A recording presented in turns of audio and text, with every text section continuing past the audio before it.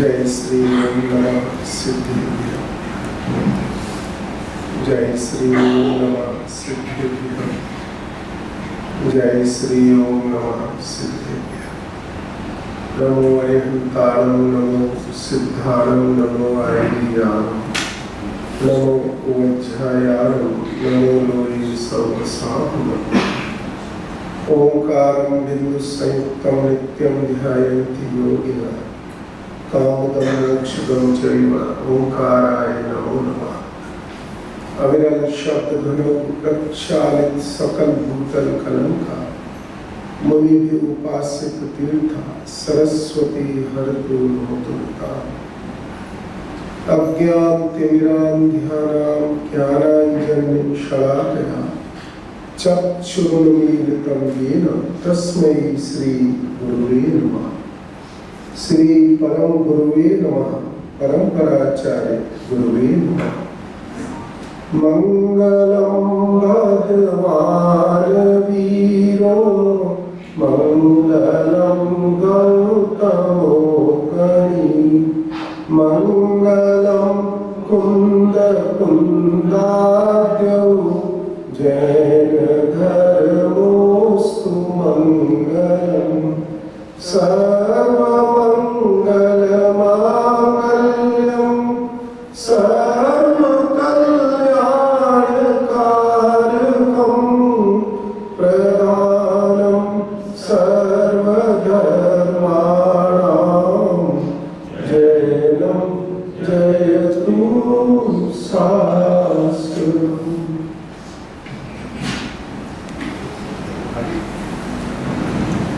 आज अपना जो विषय है वो भेद विज्ञान का विषय है और अपन इस भेद विज्ञान की जो चर्चा है वो आचार्य कुंद भगवान के समय साजी ग्रंथ के आधार पर अपन इस चर्चा को समझने का प्रयत्न करेंगे। इस ग्रंथादिराज में अधिकारों में एक संवर अधिकार है। यद्यपि संवर अधिकार सबसे छोटा अधिकार है और सबसे मूल अधिकार है। हम उसी संवर अधिकार के माध्यम से आज अपनी इस चर्चा को करेंगे। ये विषय क्यों लिया गया, पहले अपन इसका भी एक महत्वपूर्ण कारण है भेद विज्ञान का। विषय का कारण भी अपन समझ लेते हैं। हमारे हाथ में क्या है, हमारे हाथ में क्या है, इसका अर्थ क्या है कि मैं क्या कर सकता हूं। बहुत सारी चीजें ऐसी होती हैं कि जिनमें मुझे साधनों की अपेक्षा होती है। कोई कारण मिले, कोई साधन मिले तो उनको मैं कर पाऊंगा। जैसे समझिए कि देवगति के किसी जीव को मोक्ष मार्ग की प्राप्ति करनी हो तो नहीं कर सकता है।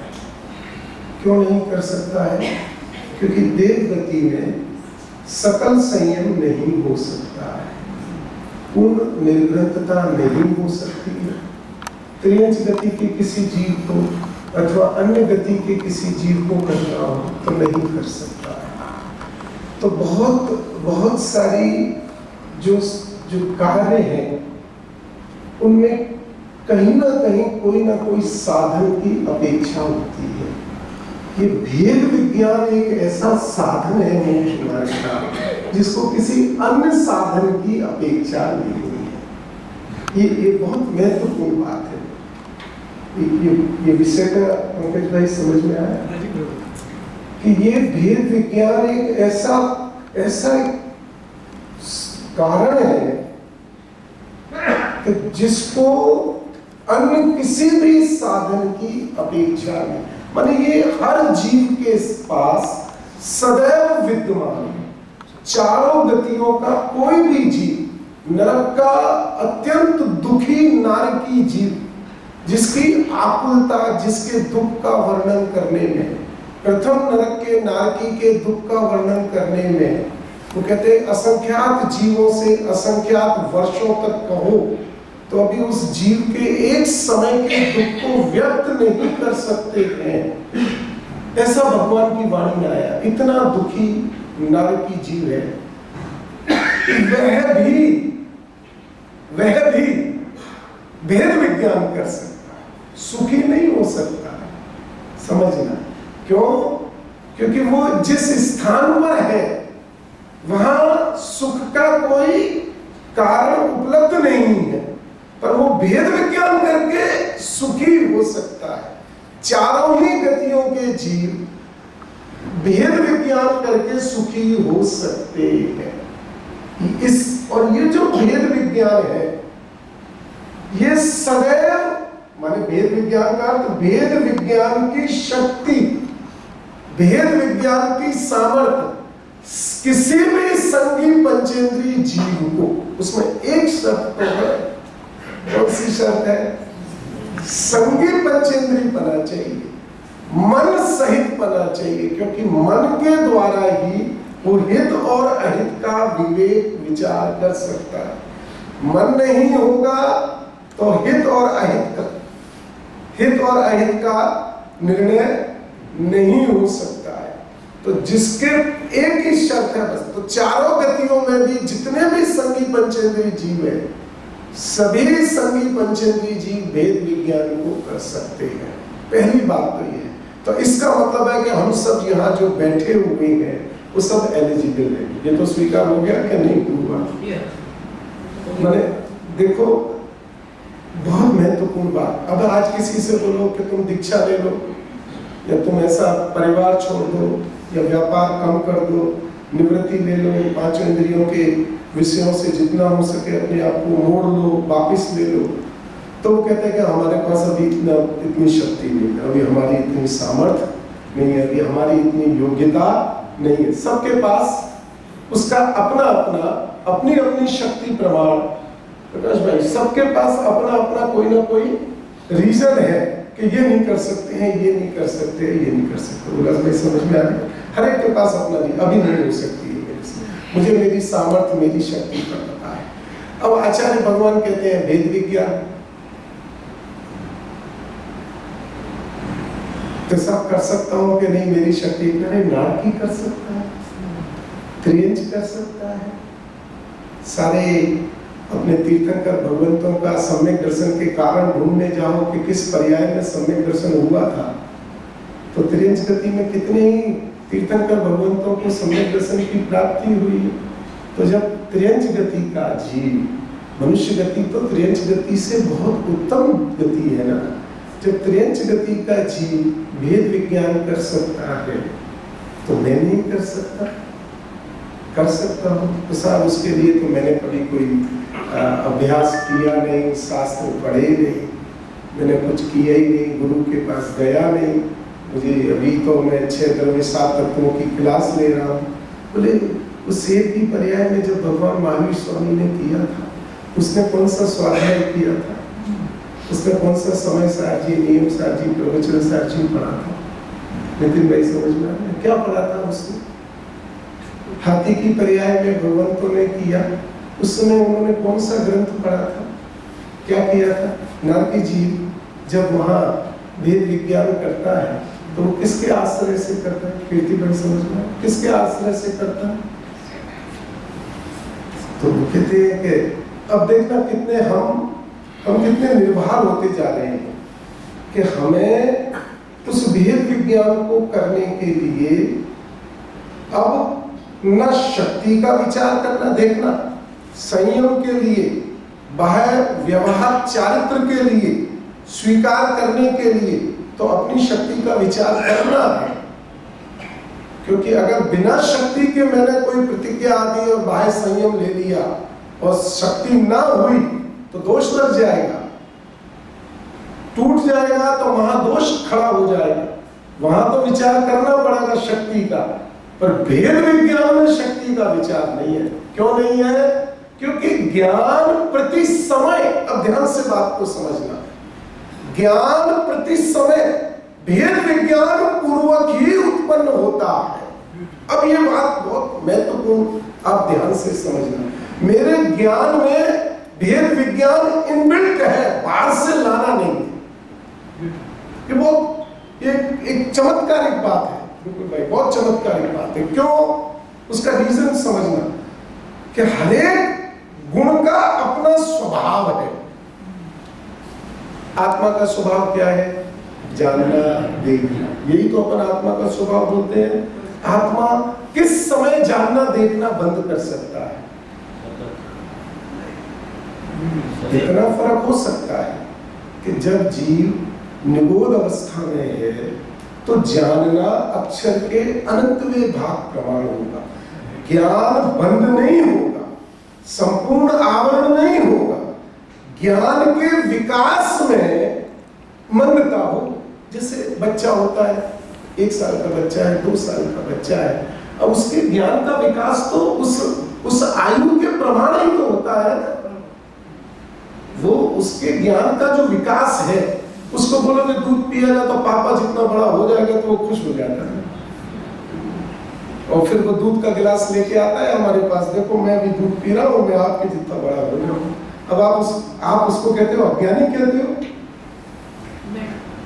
उसको अज्ञानी कहते हो कि उसकी उस बात पर रीझते हो, खुशी हो, खुश मनाते हो, वीडियो लोग खींचते हो, देखो क्या क्या बोल रहा है, बाद में इसको दिखाएंगे हम। ख्याल में आए कि नहीं आई बात?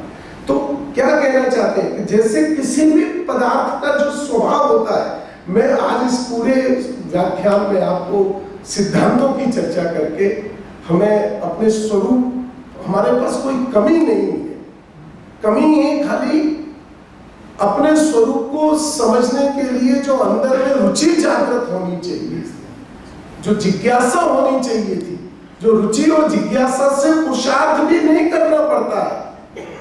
पुरुषार्थ भी जहां रुचि होती है वहां स्वतः होता है।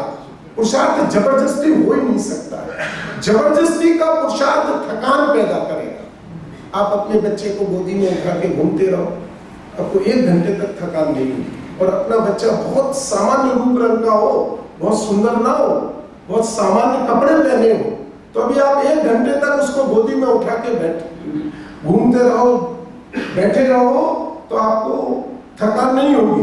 और दूसरे का बच्चा कामदेव जैसा सुंदर हो, समझना, बहुत सुंदर रूप रंग वाला, बहुत सुंदर ड्रेस पहना हुआ हो, अतिशय नामकर्म का धारी हो, समझ लेना, कितनी देर ले सकते हो उसको? कितनी देर ले सकते? तो सुंदरता असुंदरता से पुरुषार्थ का कोई लेना देना नहीं। पुरुषार्थ का लेना किससे है? रुचि से है, अपनेपन से है। तो जैसे ही ये बात समझ में आ जाएगी कि ये मैं हूं, जहां रुचि उस ओर लगेगी, पुरुषार्थ अपने आप लगेगा। पुरुषार्थ में कभी थकान नहीं होगी। अपन जो बोलते हैं ना, हमें तो समझ में नहीं आता है, थक जाते हैं 15-20 मिनट। व्यापार में थकते हैं? अगर यहाँ प्रवचन में 10 मिनट लेट वक्ता कर देंगे तो बार बार घड़ी देखते हैं, फिर वो आयोजकों को बाद में बोलते हैं कि भाई ये पंडित जी को बोला तो करो, 1 बार हो गया, 2 बार हो गया, हर बार ही करते। ख्याल में है कि नहीं? अच्छा, व्यापार में आपका ऑफिस का टाइम बिल्कुल भाई 6 बजे का है और कोई 6:15 बजे आ गया और 7:30 बजे तक बैठा रहा, तो आप थकोगे? क्यों नहीं थकोगे? माने वो जो पैसे में जो रुचि है ना, उस पैसे की रुचि के कारण से अब यहाँ क्यों 10 बजे के बाद थकान होने लगेगी? मैं तो अपनी व्यवस्था कर रहा हूँ कि यहाँ क्यों 10 बजे के बाद थकान होने लगेगी? क्योंकि यहाँ रुचि का अभाव है, कमी है, और वहां रुचि का सद्भाव है, तीव्रता है। तो फिर बार बार घड़ी देखेंगे कि भाई मैं घड़ी देखने का कोई विरोध निषेध नहीं कर रहा हूं, मैं तो जो स्वरूप है वो बता रहा हूं। तो आत्मा का स्वरूप क्या है? जानना, देखना, ठीक है ना? वो कब है? सदा काल है, अनादिकाल से आत्मा वही काम कर रहा है, वर्तमान में भी जानने देखने का ही काम कर रहा है। और सिद्ध भगवान क्या कर रहे हैं? सिद्ध भगवान तो एक स्वरूप समझ में आ गया ना। अब ऐसे ही ज्ञान का स्वरूप क्या है? ज्ञान का स्वभाव क्या है? ज्ञान स्वपर प्रकाशक है। अब आप ध्यान से बात को समझिए। ज्ञान कैसा है? ज्ञान स्वपर प्रकाशक है। ज्ञान को यह पुरुषार्थ नहीं करना पड़ता है कि ये पर है और ये स्व है। ऐसा पुरुषार्थ ज्ञान नहीं करता है।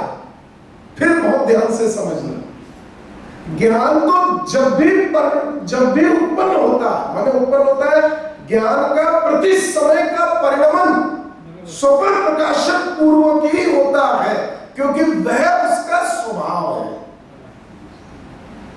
एक और बहुत महत्वपूर्ण बात यह आई है, मैं हमेशा ही ये बोल देता हूं, समझा देता हूं। मोक्ष मार्ग प्रकाशक में अंत में 2 वचनिकाएं लिखी हुई है। यद्यपि वो पंडित टोडरमल जी साहब की नहीं है, वो पंडित बनारसी दास जी की है। तो वहां उन्होंने ज्ञान गुण और चारित्र गुण की चौभंगी बताई है, पर मैं ज्ञान गुण की बताता हूँ। ये कितनी बढ़िया एक बात समझने की है। तो वहां ज्ञान गुण को पंकज भाई 4 प्रकार से सिद्ध किया। ज्ञान गुण की गति, अब ध्यान से समझना, मैं जो शब्द बोल रहा हूँ बिल्कुल एकदम अलर्ट उपयोग को रख के सुनना। ज्ञान गुण की गति, क्या बोला? ज्ञान गुण की गति। दूसरा, ज्ञान गुण की जाति, क्या बोला? जाति। ज्ञान गुण की शक्ति, ज्ञान गुण की शक्ति, और ज्ञान गुण की सत्ता। सत्ता माने अस्तित्व। अब देखो बहुत महत्वपूर्ण बात कि ज्ञान गुण की गति कैसी होती है कि ज्ञान गुण की गति जान रूप और अजान रूप, जान रूप और अजान रूप। जान रूप और अजान रूप का क्या मतलब हुआ कि ज्ञानी व्यक्ति सर्प को रस्सी जान रहा है, तो वो ज्ञान गुण की गति अजान रूप है। कोई भी जीव सामने सर्प है और ऐसे ही पड़ा हुआ है, सर्प समझ गए ना, सांप ऐसे पड़ा हुआ, सांप और रस्सी है जैसी दिखती है, तो वो सर्प ऐसे पृथ्वी पर जमीन पर पड़ा हुआ है और कोई व्यक्ति उसको ये जान रहा है कि रस्सी है, तो जो उसका सर्प को रस्सी जानने वाला जो ज्ञान है उसको हम क्या कहेंगे कि वह ज्ञान की अजान रूप गति है। क्या कहेंगे? अजान रूप। अजान रूप क्यों? क्योंकि यथार्थ नहीं जान रहा। ख्याल में नहीं नितिन भाई? कैसा जान रहा है? यथार्थ नहीं जान रहा है, इसलिए उसको हम क्या कहेंगे? अजान रूप गति। अब जाति, अब ज्ञान की जाति 2 है, एक सम्यक और एक मिथ्या। जाति कौन कौन सी है? एक सम्यक और मिथ्या। अब कहते हैं कि जिनवाणी कहती है, भगवान कहते हैं कि सम्यक दृष्टि जीव रस्सी को सर्प जाने तो भी सम्यक दृष्टि, और मिथ्या दृष्टि जीव रस्सी को रस्सी जाने, सर्प को सर्प जाने तो भी मिथ्या दृष्टि। ये बात हमारी समझ में नहीं आती। बहुत प्रकरण आते हैं ना। सम्यक दृष्टि जीव उल्टा जानता है तो भी हम क्या कहते हैं कि सम्यक दृष्टि है, और मिथ्या दृष्टि जीव जैसी वस्तु है उस वस्तु का वैसा ही ज्ञान से निर्णय करता है, वैसा ही बोलता है, तो भी उसको हम कहते हैं मिथ्या दृष्टि है। क्यों? क्योंकि उसकी जाति सम्यक है, गति अजान रूप है, पर जाति सम्यक है। ख्याल में आ गया कि नहीं आ गया? कैसी है उसकी जाति? ये जाति सम्यक है। ब्राह्मण अगर कीचड़ में गिर जाए तो शूद्र हो जाएगा, और शूद्र तिलक लगा करके और ये केसरिया वस्त्र पहन के, माला पहन करके पूजा की थाली लेके आ जाए, जो ब्राह्मण का कार्य है, तो वो ब्राह्मण हो जाएगा क्या? नहीं होगा। क्यों? तो अब क्या हुआ कि सम्यक दृष्टि सर्प को रस्सी जानता है और रस्सी को सर्प जानता है, तो भी उसको भगवान कहते हैं कि सम्यक दृष्टि है। इतना जरूर है कि उसके ज्ञान गुण की गति अजान रूप है, पर जाति सम्यक दृष्टि, और जाति से ही फर्क पड़ता है, गति से फर्क नहीं पड़ता है। ख्याल में आगे कि नहीं आगे? किससे फर्क पड़ता है? जाति से फर्क पड़ता है, गति से नहीं पड़ता है। गति तो देवलोक की है, हमसे ज्यादा मति शुद्ध ज्ञान के धारी है, अवधि ज्ञान के धारी है, पर संयम नहीं कर सकते। समझ में आया कि नहीं है? अवधि ज्ञान है और बहुत मंद कसाय है देवों की। लेश्याएं बहुत शुभ लेश्याएं होती है, जो 6 प्रकार की लेश्याएं बताई ना, उत्कृष्ट लेश्याएं वो देवों को होती है। फिर भी क्यों मोक्ष के पात्र नहीं है? क्योंकि जाति नहीं है। समझ में आ गया ना? गति सही होने पर भी जाति नहीं है। तो दूसरी वस्तु क्या हुई ज्ञान गुण की? एक गति और एक जाति, और तीसरी क्या चीज है? शक्ति। शक्ति क्या है? स्वपर प्रकाश है, वो उसकी शक्ति है। और वो शक्ति ऐसा नहीं है कि मोक्ष सम्यक दर्शन होने के बाद उसकी शक्ति स्वपर प्रकाशक हो जाए, और जब तक सम्यक दर्शन ना है, जब तक मिथ्या दर्शन है, तब तक उसकी शक्ति स्वपर प्रकाशक ना हो, ऐसा नहीं होता है। ख्याल में रही? ऐसा हो नहीं सकता है। क्यों? क्योंकि शक्ति सदैव शक्ति रूप ही कार्य करती है। अनादिकाल से अनंत काल तक वह अपना ही कार्य करेगी, क्योंकि प्रत्येक गुण असहाय है। असहाय समझते हैं ना? वो किसी पे डिपेंडेंट नहीं, उसको अपना कार्य करने के लिए किसी साधन की, किसी कारण की, किसी की भी अपेक्षा, किसी की भी जो साधन की, किसी की भी अपेक्षा नहीं। ख्याल में आ रही ना? इतनी बात तो स्पष्ट हो रही है। थोड़ा कठिन पड़ रहा है क्या? पीछे पीछे कठिन पड़ रहा है क्या? अरे भाई, एक बात थोड़ा कठिन भी पड़ रहा हो तो थोड़ा समझना के समझने जैसा है, इससे समझ में आ जाएगा। तो अब ये जो स्वपर प्रकाशक शक्ति है, ये किसकी है?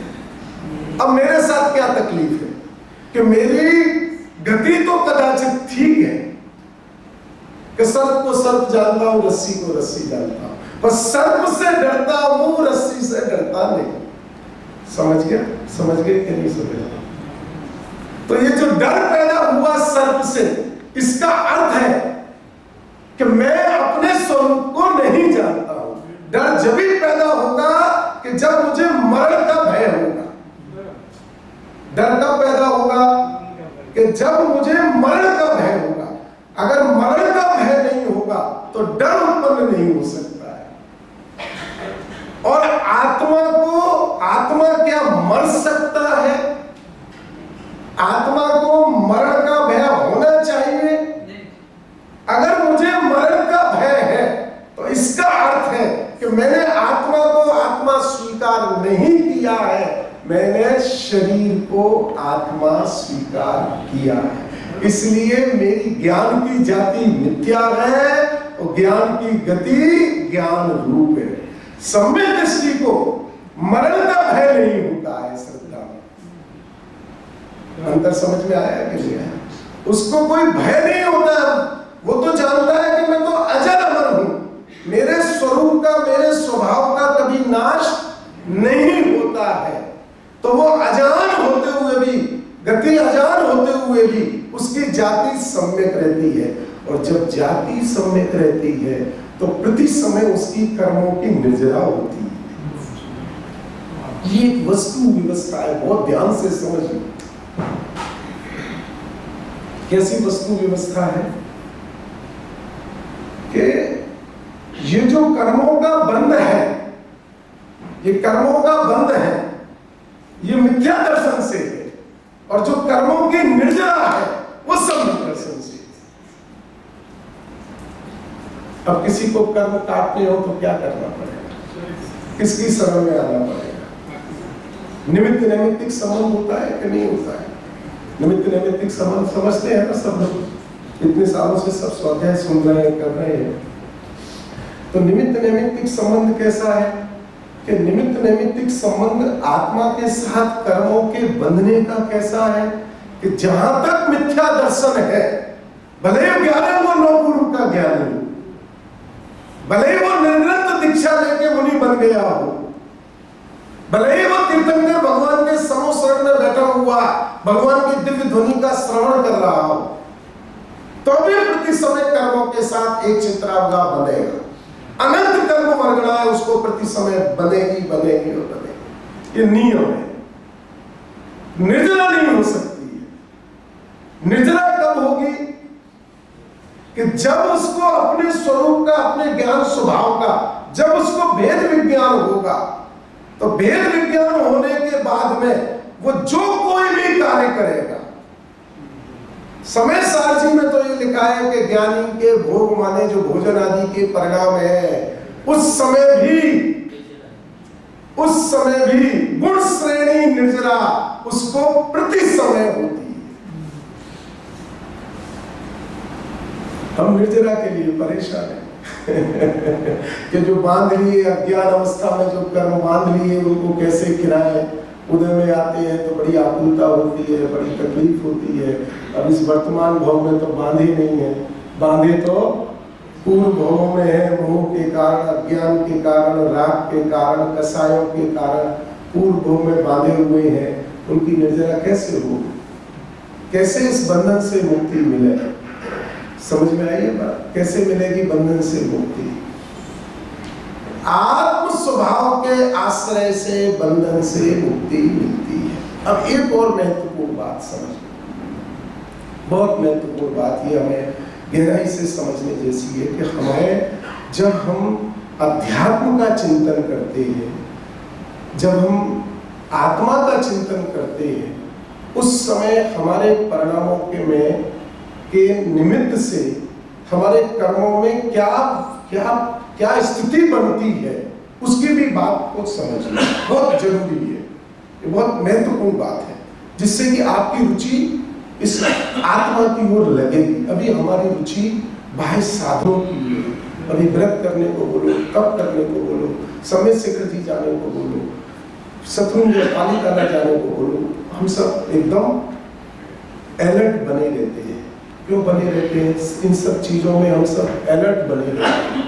पर और इन सब में हमें आनंद भी आता है, और इन सब में हमें ऐसा भी लगता है कि इन साधनों से मैं मुक्ति की प्राप्ति कर लूंगा।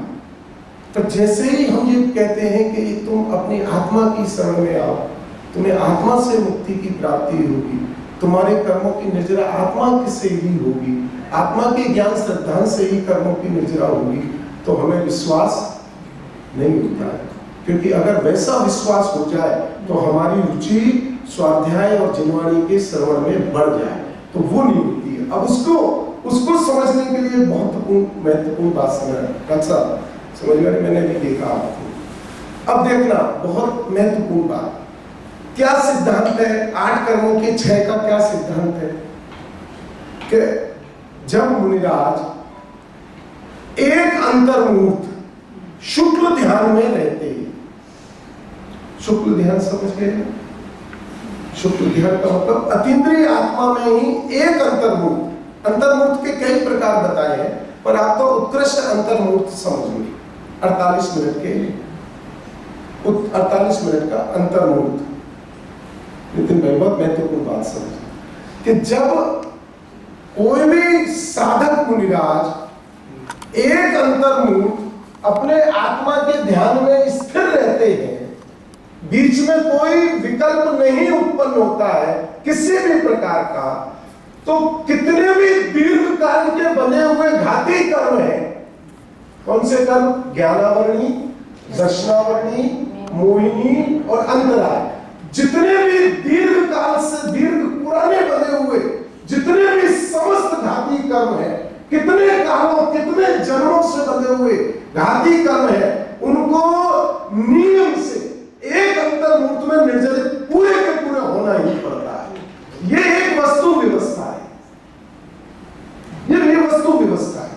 बहुत ये अपने आगम के हिसाब से ही है कि एक अंतर्मुख जो निर्विकल्प ध्यान में मग्न हुआ, उसके समस्त घाती कर्मों का नियम से क्षय होता ही होता है। यह वस्तु व्यवस्था है। अब दूसरी बात, उस आत्मा का चिंतन करने वाले के, अब ध्यान से समझना, ये तो एक स्थिति कैसी हो गई कि जो निर्विकल्प अवस्था में है, चिंतन उसी आत्मा का कर रहा हूं।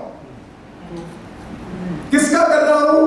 कि जिस आत्मा का चिंतन विकल्प अवस्था में कर रहा हूं, वही आत्मा जब उस आत्मा का निर्विकल्प अवस्था से ध्यान होता है, तो दीर्घ काल के बंधे हुए समस्त घाती कर्म 48 मिनट में समस्त क्षय होते हैं। पर जब मैं विकल्पात्मक भूमिका में, जब उस आत्मा का चिंतन करने में मेरी रुचि जागृत होती है, मुझे आनंद आता है, यही मैं हूं, ऐसा मेरा परिणाम जागृत होता है, तो बोलो मेरे मिथ्यात्व के कर्मों के स्थिति अनुभाव ढीले पड़ेंगे कि नहीं पड़ेंगे? इतने ढीले पड़ेंगे कि आप सोच भी नहीं सकते। जो पूर्व के बांधे हुए तीव्र मिथ्यात्व है, जो मेरे को मेरी आत्मा की रुचि जागृत नहीं होने देता है, क्योंकि आत्मा की रुचि में, आत्मा के श्रद्धा में बाधक कर्म पाप नहीं है। पाप बाधक कर्म नहीं है। कौन बाधक कर्म है? मिथ्या है। कैसे जाना? कि मुनिराजों को उपसर्ग होता रहता है, हाथ में लोहे के और कड़े गरम कर करके पहनाए जाते हैं, गले में डालते हैं, शेर श्यामनी खाती है, तो उदय कौन सा है? उदय कौन सा है? और उस पाप के उदय में कर्म निर्जरित हो रहे हैं कि नहीं हो रहे हैं? कर्म निर्जरित हो रहे होंगे, क्योंकि ध्यान कर्मों का जो निर्जरा का संबंध है वो पुण्य पाप से नहीं है। कर्मों की निर्जरा का संबंध किससे है? ख्याल में आ रहा है कि नहीं आ रहा? अरे भाई साहब, ये हमारी लॉटरी खुल गई है, हमें पता नहीं। हम ये पैसा आया, अनुकूलता हुई, बाह्य सामग्री मिली, बड़ा घर हो गया, बड़ी गाड़ी हो गई, इसको पुण्य का उदय मानते हैं। ये तो सब पापानुबंधी पुण्य है, इसमें क्या करना, इसको क्या मानना? इसके ये तो पाप के उदय से आता है। क्यों पाप का उदय है इस पुण्य में? क्योंकि हमारे पास अज्ञान मोह है। तो अज्ञान मोह होने से जितना भी पुण्य का फल होगा वो मोह की तीव्रता का कारण बनेगा। और मैं इसको पुण्य समझ रहा हूं, ये पुण्य नहीं है, ये पापानुबंधी पुण्य है। ये भविष्य में तीव्र पाप का अनुबंध करता है। क्या आ रही है कि नहीं आ रही? और मैं किसको पुण्य मानता हूं, किसको भला मानता हूं? मैं इसको भला मानता हूं कि मैं आज मर्सिडीज गाड़ी लेके आया, तो देखो मेरा, पर जब तुम मर्सिडीज गाड़ी की तरफ देखेगा, तब तक तेरे परिणाम में जो तीव्र मोह उत्पन्न होगा, जो मान उत्पन्न होगा, उसकी खबर है? वो त्रियंश और नरक गति के बंध का कारण बनेगा। मनुष्य गति और देव गति को तो स्वप्न में भी सोचना है। ये चिंता वाली बात है। तो हम तो अपने विषय पे आते हैं, मूल विषय पे जो हमारा है। मैं समय से ही पूरा करूंगा, 10:15 बजे के आसपास। 1 घंटा चलेगा ना? 10:30 बजे। कोई बात लेट मैं मेरी गलती से हुआ हूँ, तो उसकी सजा मैं आपको नहीं दे सकता, ठीक है ना? तो देखो, तो जब अंतर्मूर्त ध्यान से अनादिकाल का अज्ञान मोह से बंधे हुए कर्म भी समस्त कर्मों की निर्जरा हो जाती है, तो जब उस आत्मा का मैं चिंतन करता हूं, मैं जब उस आत्मा को प्राप्त करने के लिए पुरुषार्थ करता हूं, रुचि पैदा करता हूं, तो उस रुचि, उस पुरुषार्थ के निमित्त से अनंत कर्मों की निर्जरा होती है। कौन से? मिथ्यात्व संबंधी। और जब मिथ्यात्व कर्म की निर्जरा होती है, तो पुण्य की भूमिका में ही होती है और शातिशय पुण्य बनता है। तो कौन सा शातिशय पुण्य बनता है? कि जो पुण्य आत्मरुचि में साधक बने। समझना, पुण्य कौन सा बनेगा? अब पुण्य के लोभ में मत आ जाना, क्योंकि ऐसा शातिशय शब्द बोल दिया ना, तो फिर एकदम ऐसा आ गया, अब तो रुचि कर लेंगे। सातिशय पुण्य कौन सा बंधेगा? वो पुण्य बंधेगा कि आपको तीर्थंकर के समशरण में ले जाएगा, ज्ञानी धर्मात्माओं के पास ले जाएगा, मुनिराजों के पास ले जाएगा, माने जिनवाणी के सन्मुख ले जाएगा। आज हमारे पास वो पुण्य नहीं है। समझ लो बात, ये सही बात है, ये तो कोई परंपरा है पर्युषण और 10 लक्षण महापर्व की, कि जिस परंपरा को अपने कुल को निभाने हम आते हैं। अगर ये परंपरा नहीं होती तो ये ना 8 दिन होते और ये ना 10 दिन होते। सच्ची बात है, हृदय से इस बात को स्वीकार कर लो। ये हम अपनी रुचि से नहीं आए, ये तो हमें पर्युषण पर्व की जो एक कालावधि है ना, अब इसमें तो करने नहीं क्या है, हम भी 44 है 44 इयर्स से ये डेप्थ स्टडी सर्कल चल रहा है। कितना क्या हुआ उस 44 ईयर का मान लेके और बैठ गए, 44 बरस से चला रहे हैं। पर अरे भैया ये तो करता बना तो कहाँ का कारण है? ये 44 बरस से ये सीखना था कि हम चला ही नहीं रहे हैं और सीख ये लिया कि 44 बरस से इसके अभिमान में हम खड़े हो गए। मैं आपके लिए नहीं बोल रहा हूँ, क्षमा करना, पर ये भूल हो गई हमारी बहुत बड़ी। हमें तो जिनवाणी से अपना हमारा हित कहाँ है, हमारा हित क्या स्वीकार करने में, क्या हो रहा है वो नहीं समझना बात को। वो तो रहा है 44 बरस से, चल तो रहा है 44 बरस से, पर मेरा हित किसमें है? इस 44 बरस के अभिमान में है कि ये सहज हो रहा है। जिन जिन की भवितव्यता होती है वो सुनने को आते हैं, अपने आत्म परिणाम में मंदता करके जाते हैं, मुक्ति का मार्ग समझ के जाते हैं। कदाचित कितने ही भव्य जीव थोड़े ही काल में निर्वाण को प्राप्त करें, इससे बड़ा और क्या हो सकता है?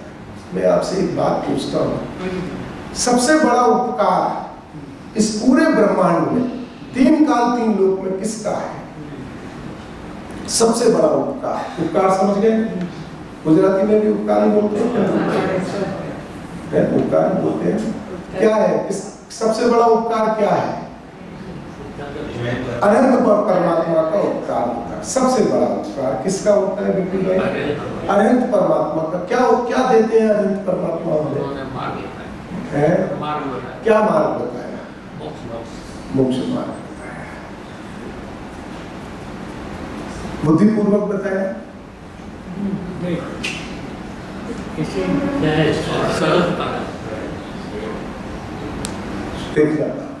एक तो मैं बुद्धिपूर्वक आपको यहाँ ये समय सार का स्वाध्याय कराने आया, तो बुद्धिपूर्वक आया, पहले से तैयारी की कि भाई नहीं आना है, लोगों को मोक्ष मार्ग मिले। मैंने जो थोड़ा बहुत समझा है अपने समझन को दूसरे लोग भी उसका कदाचित लाभ ले, ऐसा बुद्धिपूर्वक में यहाँ आया।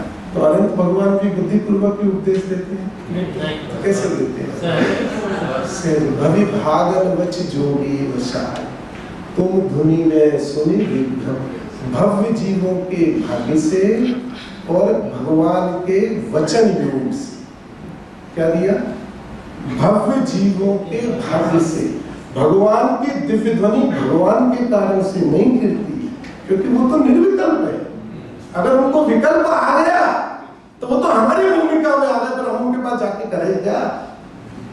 हमारी और उनकी भूमिका में फर्क क्या है? पंकज भाई, उल्लास भाई, हमारी और उनकी भूमिका में फर्क क्या है? हम विकल्प वाले हैं और वो निर्विकल्प है। तो उनको प्रवचन देने का, किसी को मोक्ष मार्ग बताने का विकल्प है ही नहीं। विकल्प आ गया तो उनकी भूमिका हमारे जैसी होगी, क्योंकि उनको मोह उत्पन्न हो गया। विकल्प मोह से ही होता है, बिना मोह के, बिना इच्छा के विकल्प नहीं हो सकता है। और इच्छा को भगवान ने दुखरूप बताया है। और भगवान, अनंत भगवान पूर्ण सुखी है। अंतर समझ में आता है? अकर्ता है, पूर्ण सुखी है। तो क्या कहा कि भव्य भागन, हमारे भाग्य से भगवान की वाणी, भगवान की वचन वर्णना उसमें निमित्त है। भाग्य किसका है? हमारा। हमारे भाग्य से और भगवान की वचन वर्णना से भव्य भागन वच जोगे वसाए, तुम ध्वनि में सुनी विभ्रम। तुम्हारी ध्वनि को, तुम्हारी ओंकार ध्वनि को सुन करके हमारा अनादिकाल का जो अज्ञान है, मोह है, वो नाश को प्राप्त होता है। इतनी बात ख्याल में आ रही थी। मैंने क्यों ये बात उदाहरण लिया था, नहीं भूल, भगवान की वाणी का क्यों कि हमारे भाग्य से, तो भगवान का सबसे बड़ा उपकार क्या है कि हमारा स्व तत्व, हमारा आत्मा हमारे ज्ञान का विषय बने। क्यों है भगवान की ये वाणी का मूल? उसका कारण क्या है? क्योंकि आत्मा का ज्ञान श्रद्धान ही कर्मों को काटने में समर्थ होता है। दूसरा कोई भी कार्य सब कर्मों को बांधते हैं, काटता एक भी नहीं। मैं आज आपको प्रवचन दे रहा हूं, मैं क्या कर रहा हूं? कर्मों को काट रहा हूं कि बांध रहा हूं? बोलो क्या कर रहा हूं?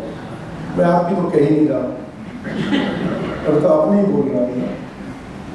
बिल्कुल भाई, मैं कर्मों को काट रहा हूं कि बांध रहा हूं? बांध रहा हूं। बहुत अच्छा कर रहा हूं,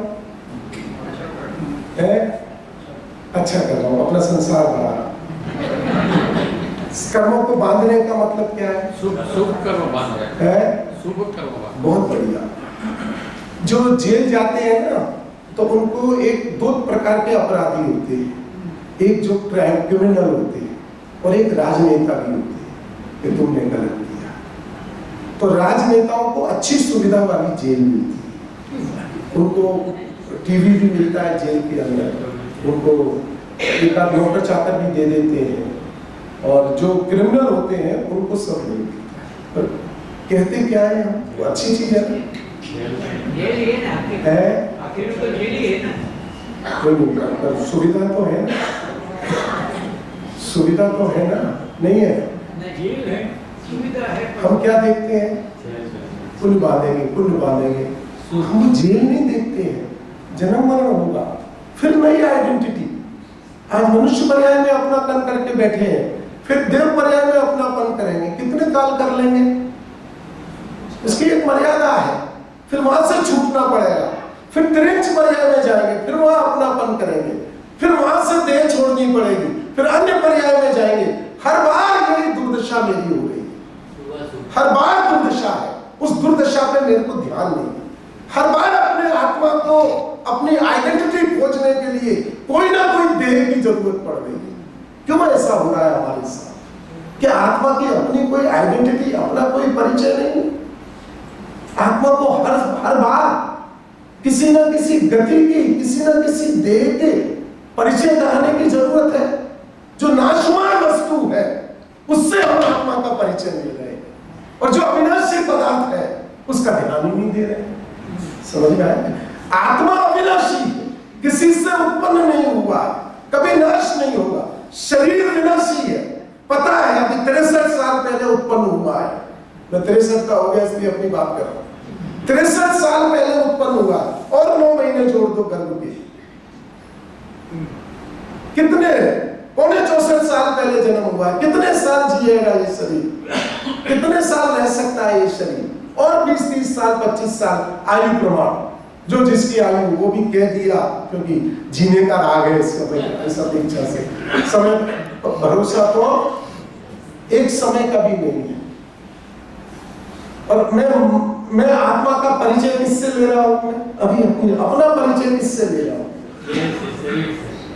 और इसी में रात दिन रात हूं, इसी की चिंता में मरा जा रहा हूं। बहुत समझदारी का काम कर रहा हूं। क्यों पंकज भाई, कितनी समझदारी का काम कर रहा हूं? अविनाशी आत्मा, अरे जिसके अंतर्मूर्त ध्यान से समस्त कर्मों की निर्जरा होती है, अनंत आनंद, अनंत सुख, अनंत ज्ञान का भंडार अपने ही वैभव से उत्पन्न होता हो, उसको विस्मरण करके गति गति में अपनी दुर्गति कराने के लिए मैं इस शरीर पर एकत्व बुद्धि किए बैठा रहता हूं, और सुन करके भी मेरा मूड टस से मस नहीं होता। देख लो ना, जैसे ही प्रवचन से बाहर निकलो, वो केम छो हम भी ऐसे ही बोलते हैं। मैं तो गुजराती में केम छो, कैसे हो, क्या हो, कैसे, कोई ऐसा बुरा नहीं लगा नहीं। इसलिए क्या होगा बोलो, ये दिमाग में बात थोड़ी सी घुमड़ेगी कि नहीं घुमड़ेगी? नहीं घुमड़ेगी। कल फिर सुनाएंगे, कल नए वक्ता का नया विषय, उसमें आनंद मनाएंगे। परसों फिर नए वक्ता का नया विषय, फिर उसमें आनंद मनाएंगे, शाम को फिर आनंद मनाएंगे। क्या है, क्या स्थिति है हमारी? कुछ हमें ठिकाना है? सोचने की बात है। ये सब मैं किसी को उलाहना देने के लिए नहीं कर रहा हूँ। हमारी क्या भूल हो रही है, हमें क्या करना चाहिए, हम किसका तिरस्कार कर रहे हैं प्रति समय? अरे कोई दूसरे का तिरस्कार कर रहे हो तो समझ में भी आ जाए, कोई बात नहीं। अपना ही तिरस्कार कर रहे हैं और अपना ही तिरस्कार करके आनंद मना रहे हैं। मैं बड़ा, मेरा मान बड़ा, मैं, अरे कितने तरह के तिरस्कार होते हैं पंडित जी। 80 साल हो गए चश्मा नहीं लगा, अरे बड़ी बात। 70 साल हो गए बाल काले हैं,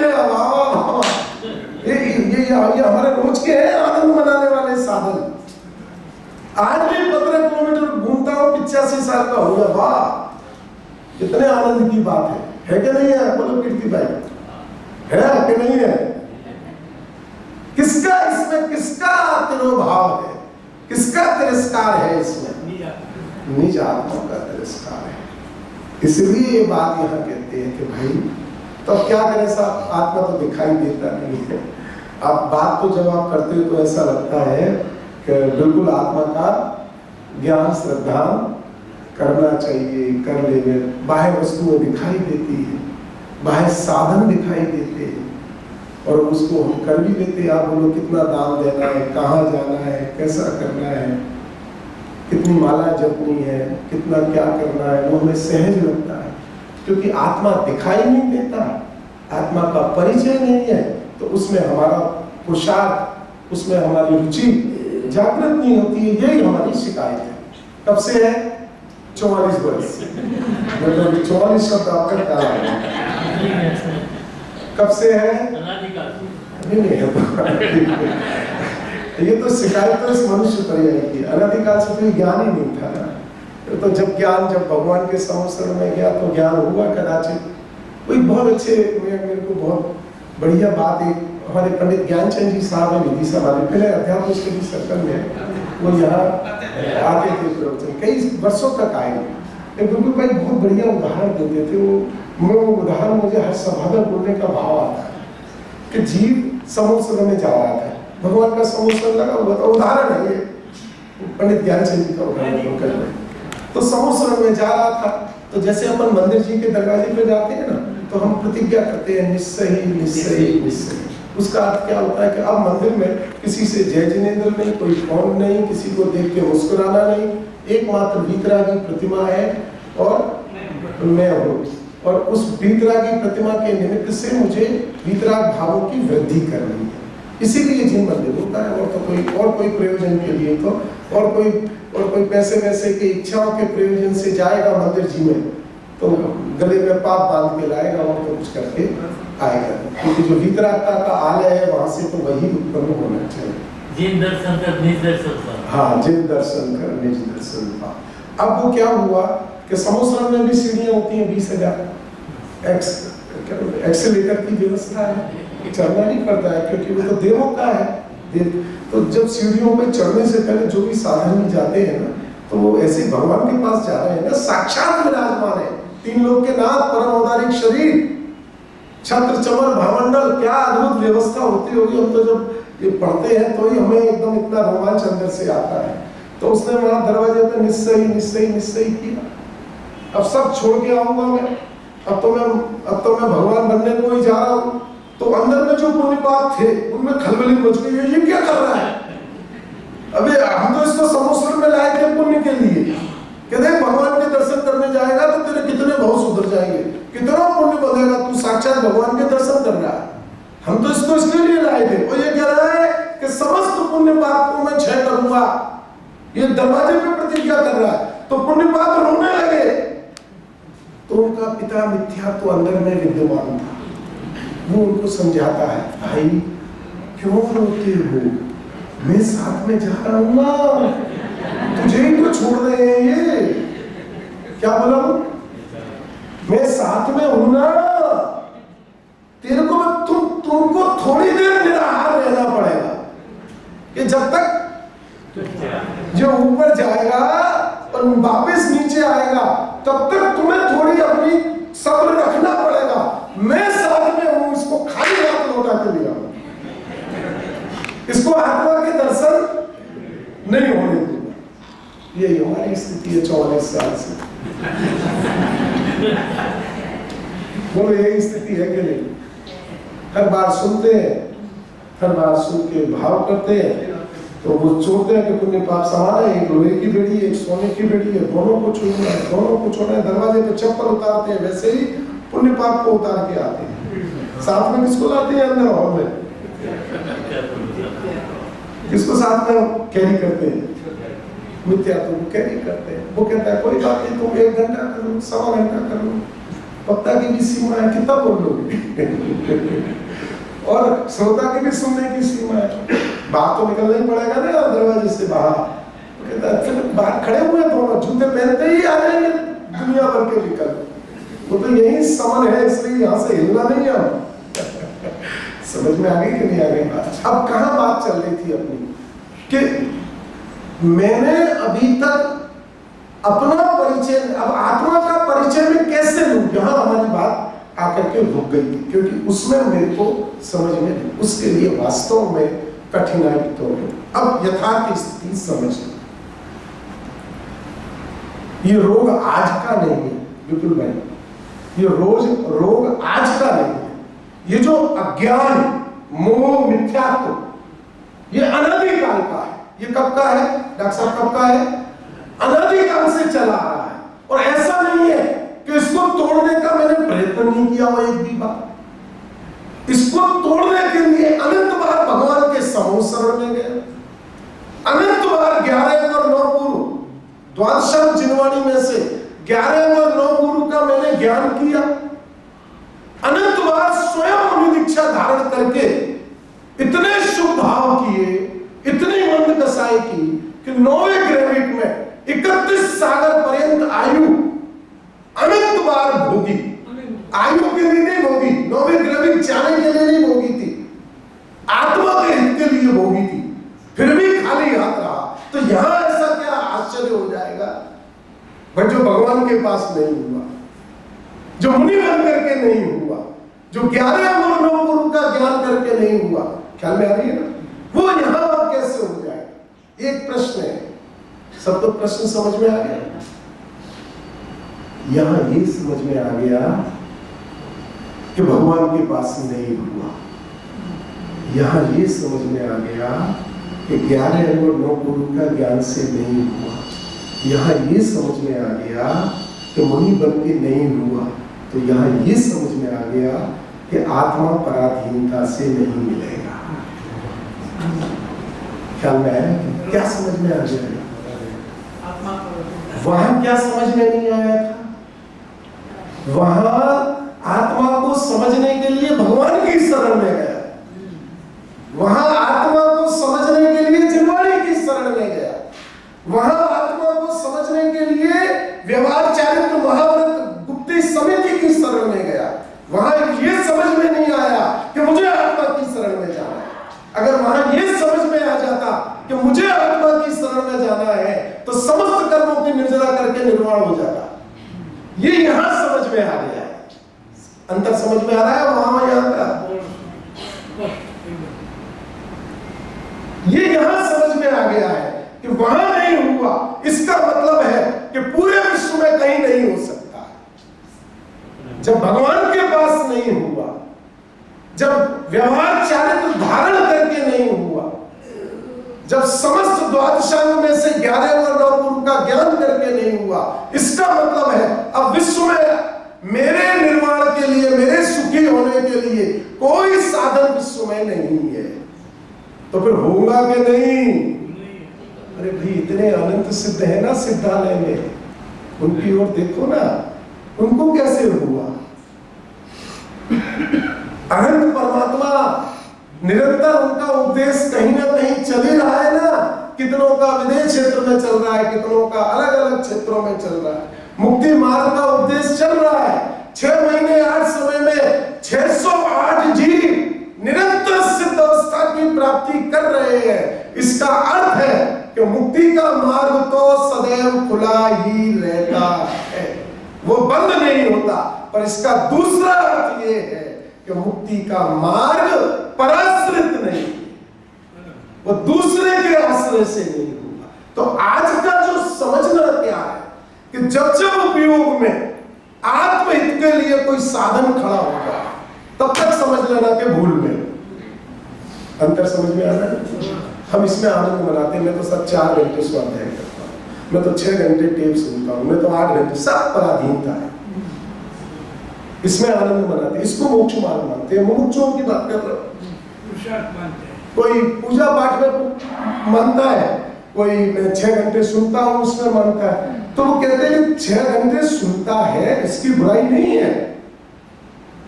तो तेरा रस सुनने में है कि वहां सुनने की पराधीनता छोड़ दी है। सुनना जभी तक है कि जब तक मुझे मेरा परिचय पूर्ण न हो जाए, बाकी सुनने से नहीं होने वाला। अपने परिचय के लिए, अपने आत्मा को समझने के लिए सुनता हूं, सुनने के लिए नहीं सुनता हूं। अंतर समझ में आ रहा है? जो पिक्चरें बनती है ना, पिक्चरें, तो राग द्वेष किसको होता है?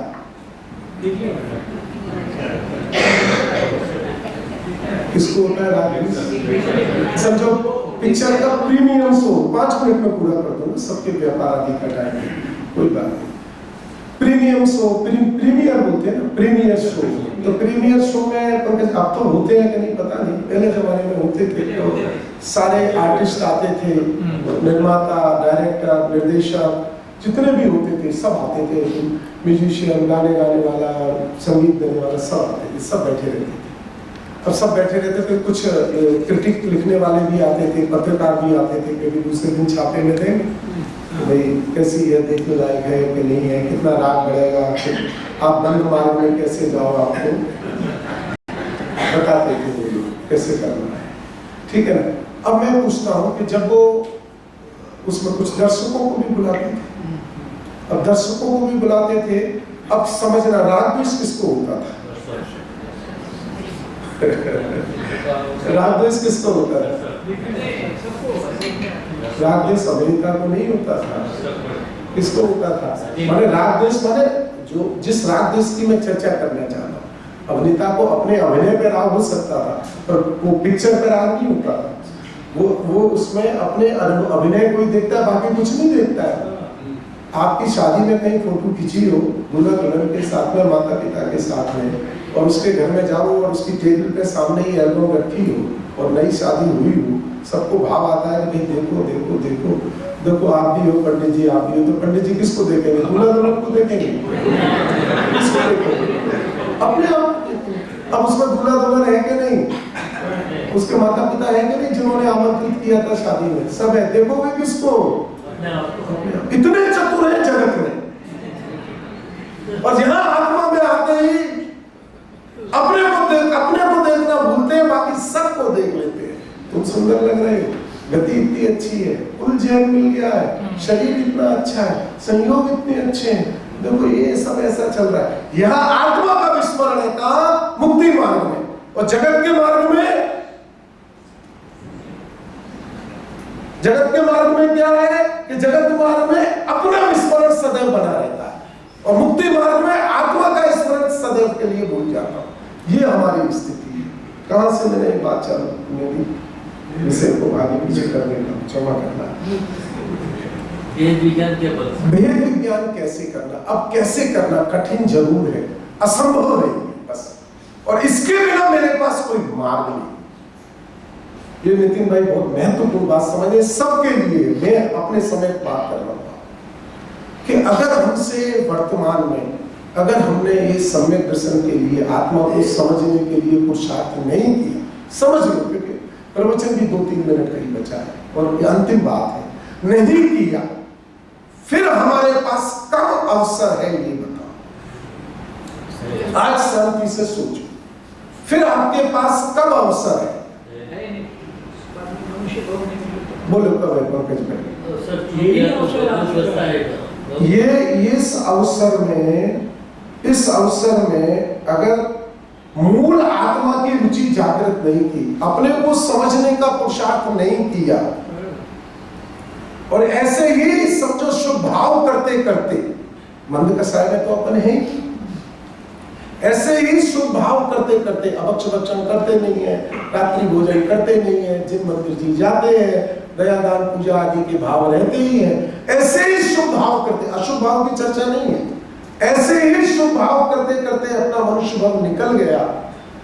फिर उसके बाद हमारे पास कब अवसर है, सेकंड अवसर कब है?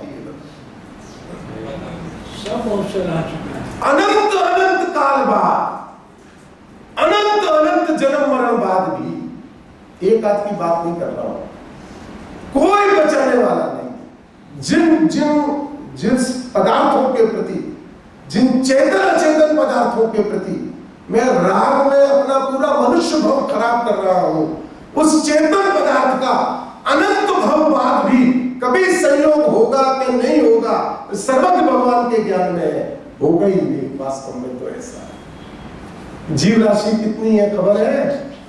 एक बटाटा की सुई के बराबर कण में, सुई की नोक के अग्रभाग में जितना बटाटा का कण आता है, उसमें सर्वज्ञ भगवान केवल ज्ञान के द्वारा ये जानते हैं कि इसके अंदर असंख्यात निगोदिया शरीर हैं। कितने निगोदिया शरीर? एक एक शरीर के आश्रय से अनंत अनंत जीवों की अवगाहना है। और जितने सिद्ध वर्तमान में विराजमान है, अनंत काल बाद भी पूछोगे तो उस एक शरीर में जितने जीव हैं, वो सदैव उसके अनंत में भाग रहे। समझ में आती है अपनी क्या स्थिति है? यहाँ हम इतरा रहे हैं मनुष्य बन करके, तो मुझे तो सब मिल गया है, मेरा तो सब हो गया है। एक इंद्री में चले गए तो बाहर कैसे निकलेंगे? विचार तो करो। अब यहां से ये समझ में आएगा कि आत्मा जिन इंद्रियों से देखने का प्रयत्न मैं कर रहा हूं, उन इंद्रियों से प्राप्त नहीं। आत्मा द्रव्य क्षेत्र काल भाव रूप है, उसका आगम के आगम को पढ़ना है, पर अपने को पढ़ने के लिए आगम को पढ़ना है, आगम को पढ़ने के लिए आगम को नहीं पढ़ना है। हमने अभी तक आगम को पढ़ने के लिए आगम पढ़ा, अपने को पढ़ने के लिए आगम नहीं पढ़ा। अगर अपने को पढ़ने के लिए आगम पढ़ते तो अपने को पढ़ लेते। समझे? अपने को देखने के लिए मंदिर जी जाते तो उनसे उत्कृष्ट निमित्त दूसरा कोई नहीं होता है, अपने को जान लेते। हमारी भूल समझ में आ रही है? हम कर तो रहे हैं बिल्कुल भाई, बहुत महत्वपूर्ण बात है। हम बहुत बड़े संकट में है, यथार्थ बात है, डरने की बात नहीं है। मैं डराने के लिए बात नहीं कर रहा, ये यथार्थ है। और इसमें सबसे बड़े आश्चर्य की बात ये कि आज भी जब भी जाग जाओ तभी है सब। आज भी अगर मेरे अंदर में मेरे स्वरूप की, मेरे आत्मा की लगन जग जाए कि नहीं, भगवान की वाणी में जो आया है वह परम सत्य है, आत्मा अविनाशी है, अरूपी है, एक है, अखंड है, दर्शन ज्ञान स्वभावी है, कर्तापना उसके स्वभाव में नहीं है, परद्रव्य आत्मा रूप नहीं हो सकता, आत्मा परद्रव्य रूप नहीं हो सकता। ऐसा जब मैं अपने विचारात्मक भूमिका में ऐसा निर्णय करता हूं, उस निर्णय की रुचि के बल से मिथ्यात्व के स्थिति अनुभाग उसी समय से अनंत गुणी निर्जरा से झरने चालू हो जाते हैं। अनंत गुणी निर्जरा से, समझना आपके हाथ में अभी भी समय। पहले आपको बताया स्थिति क्या है और उस स्थिति से उबरने का मार्ग भी अभी वर्तमान में हमारे पास है। क्या करना है हमें अपने आत्मा की यथार्थ रुचि जागृत, देह में एकत्व कर करके सिवाय अनंत संसार की ओर कुछ उत्पन्न होने वाला नहीं है। इस देह के अंदर ही अविनाशी आत्मा है। 1 मिनट में एक श्लोक बता देता हूं, आनंद आ जाएगा आज आपको, आपका दिन पूरा सुधर जाएगा, मैं तो ऐसा मानता हूं। आचार्य अमरचंद्र भगवान का श्लोक है, देखो क्या कहते हैं, खाली मैं श्लोक पढ़ के ही बताता हूँ। 12 नंबर का श्लोक है, समय सार जी में पढ़ लें। मैं बताऊँ, मैं आज अपना विषय तो टॉपिक भाई ले ही नहीं पाया, सोच के कुछ आया था और यहाँ बोर्ड कुछ हो रही है। देखो क्या कहते हैं, देखो अब अपने लिए बात कहते हैं, कितनी बढ़िया बात है, खाली सुन लेना। यदि कोई सुबुद्धि, हिंदी है, समझ में आया? सुबुद्धि तो समझते हैं ना, ज्ञानवान। यदि कोई सुबुद्धि, 12 नंबर का श्लोक है इसलिए नंबर याद दिला रहा हूं, घर जाके समय साथ ही पढ़ लेना। यदि कोई सुबुद्धि जीव भूत, वर्तमान और भविष्य, भूतकाल, वर्तमान काल और भविष्य काल, तीनों काल के कर्म बंध को, अभी मैं आत्मा कर्मों से बंधा है कि नहीं? बंधा है, प्रति समय कर्म बंध रहे हैं, तो कर्म आत्मा रूप हो जाएंगे, हो सकते हैं। अनंत काल पहले जो कर्म थे वो कहां चले गए? जो बंधे थे सब रवाना हो गए। अभी जो बंध रहे हैं वो कहां जाएंगे? वो आत्मा रूप हो जाएंगे? नहीं होंगे, वो भी रवाना हो जाएंगे, अपनी अपनी मर्यादा में चले जाएंगे। तो वो तीनों काल के कर्म बंध को, क्या आत्मा कर्मों से बंधता ही नहीं है? बंधता ही नहीं है क्या? क्या मतलब है कि आत्मा कर्म रूप नहीं होता है, कर्म आत्मा रूप नहीं होते हैं, दो भिन्न भिन्न वस्तुएं हैं। नितिन भाई कल जाते तत्काल, तुरंत अभी बैठ करके, अलग होंगे उसकी बात नहीं है, अलग ही है, ये निर्णय कर सकते हो कि नहीं? तत्काल, शीघ्र, भिन्न करके, तथा उस कर्मोदय के निमित्त से होने वाले अज्ञान को, अभी जो मिथ्यात्व है, अज्ञान है, ये आत्मा से तो है नहीं, क्योंकि आत्मा के कारण से मिथ्यात्व अज्ञान हो तो कभी टल ही नहीं सकता है। तो उस मिथ्यात्व अज्ञान में कोई ना कोई निमित्त तो है ना प्रकाश भाई? कौन निमित्त है कीर्ति भाई? कर्म निमित्त है। तो यहाँ क्या लिखा? उस कर्मोदय के निमित्त से होने वाले अज्ञान को अपने बल से, जिनवाड़ी का बल नहीं लिया, गुरु का बल नहीं लिया, भगवान का बल नहीं लिया, कौन सा बल? भेद विज्ञान वाला बल, ज्ञान वाला बल, सुपर प्रकाशक वाले ज्ञान वाला बल। यहां अपने बल से रोक कर अथवा नाश करके, समझ लें दोनों चीजें, क्षय करे या क्षय उपशम करे, रोक कर अथवा नाश करके अंतरंग में अभ्यास करे। कहां अभ्यास करे? अंतरंग समझ गए ना? अपने आत्मा, अपने ज्ञान में अभ्यास करे। शरीर क्या है, कर्म क्या है, मोह राग द्वेष के परिणाम क्या है, ये विकल्प क्या है। भगवान को तो विकल्प है नहीं, सिद्ध भगवान को विकल्प तो है नहीं, पर परिपूर्ण आत्मा है। तो आत्मा में विकल्प उत्पन्न करने वाली शक्ति नहीं है, आत्मा में जानने वाली शक्ति तो है, पर विकल्प करने वाली शक्ति आत्मा की नहीं है। वो विकल्प करने का काम कर्मों के उदय से होता है। समझ में आता है? अभ्यास करे, देखे तो यह आत्मा, अब यहां से समझने जैसी 3 पंक्तियां हैं। यह आत्मा अपने अनुभव से ही जानने योग्य, जिसकी प्रकट महिमा है। साधन बता दिया। क्या साधन बताया? अपने अनुभव से, अपने ही ज्ञान से समझ में आएगा, दूसरे के ज्ञान से, पराधीनता से आत्मा समझ में नहीं है। अपने अनुभव से ही जानने योग्य, जिसकी प्रकट महिमा है, भगवान है। निरंतर तुम सामने समोसरण लेके खड़े हुए हो तो भी भगवान अपने अंतर आत्मा में ही निमग्न है, बाहर आते ही नहीं। अपने अनुभव से ही जानने योग्य, जिसकी प्रकट महिमा है, ऐसा व्यक्त, व्यक्त का मतलब मैं कहता हूं मुझे दिखाई नहीं देता, पर तुम देखते कहां से हो? इस कैमरे से, इसके कैमरे से फोटो लोगे तो शरीर दिखाई देगा, कपड़े दिखाई देंगे और कुछ दिखाई नहीं देगा। अंदर की वस्तु देखनी है तो अलग कैमरे के पास जाना पड़ेगा, एक्सरे पे जाना पड़ेगा, या क्या क्या बोलते हैं, और भी है ना, क्या बोलते हैं, सिटी स्कैन और ये क्या होते हैं, क्या सब क्या क्या होता है, वहां जाना पड़ेगा।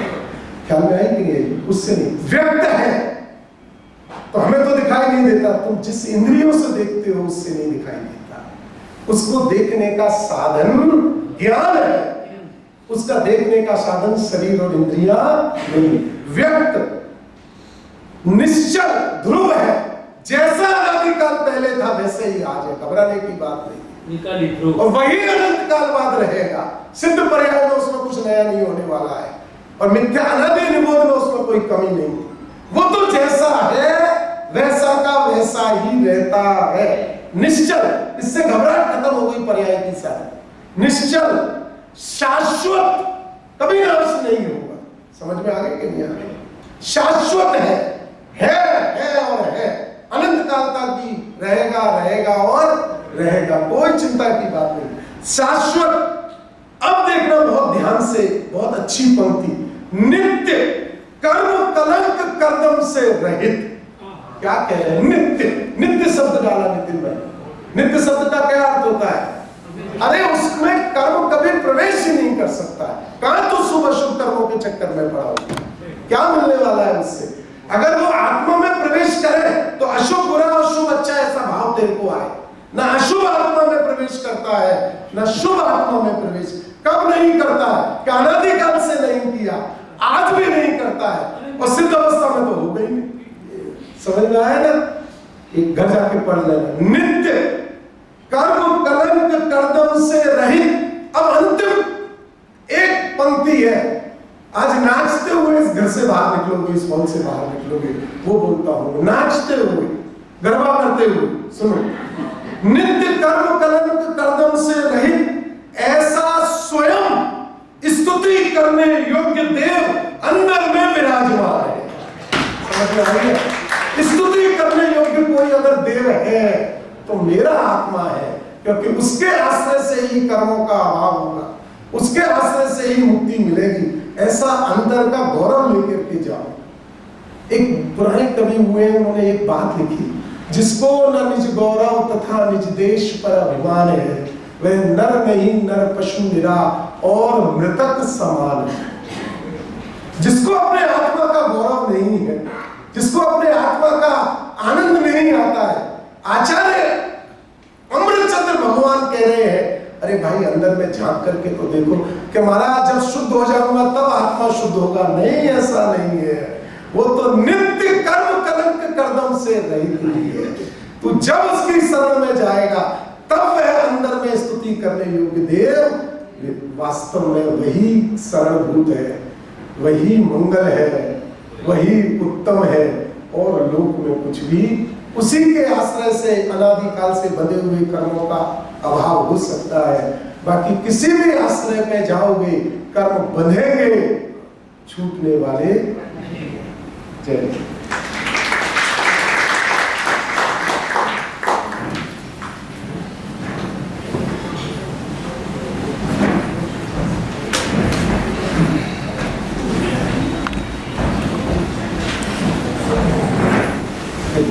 સર્વે બેસેવા વિનંતી.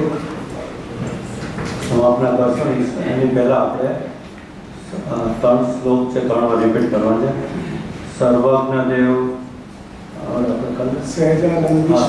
સહજાનંદી શુદ્ધ સ્વરૂપી અવિનાશી આત્મસ્વરૂપ. સહજાનંદી શુદ્ધ સ્વરૂપી અવિનાશી હું આત્મસ્વરૂપ. સહજાનંદે શુદ્ધ સ્વરૂપી અવિનાશી હું આત્મસ્વરૂપ. સહજાનંદે શુદ્ધ સ્વરૂપી અવિનાશી હું આત્મસ્વરૂપ. હવે ઊભા થઈને આપણે સમાપન કરીશું.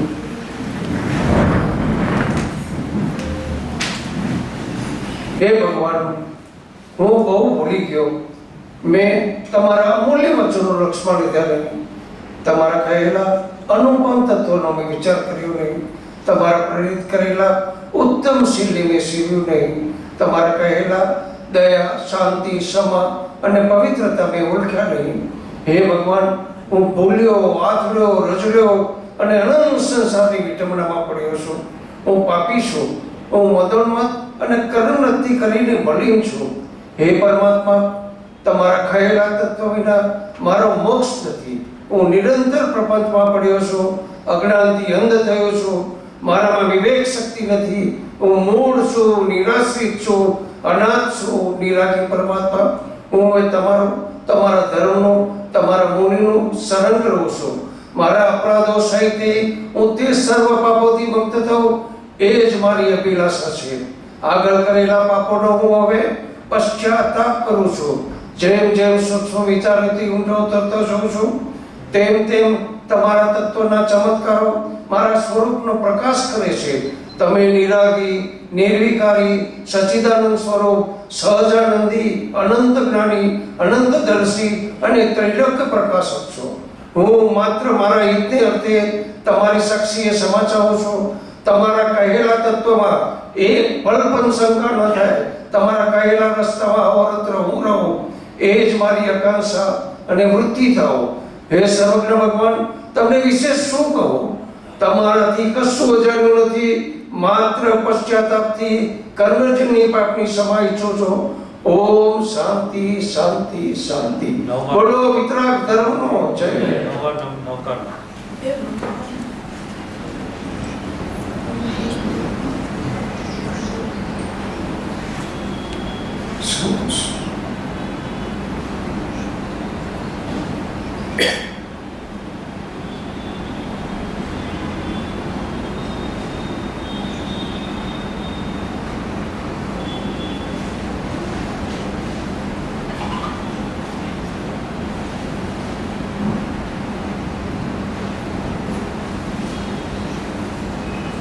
સાંજના પણ આ જોડમાં પ્રવચન રાખીએ છીએ. 8 વાગ્યાથી શરૂ થશે અને 9:30 પૂરું થશે.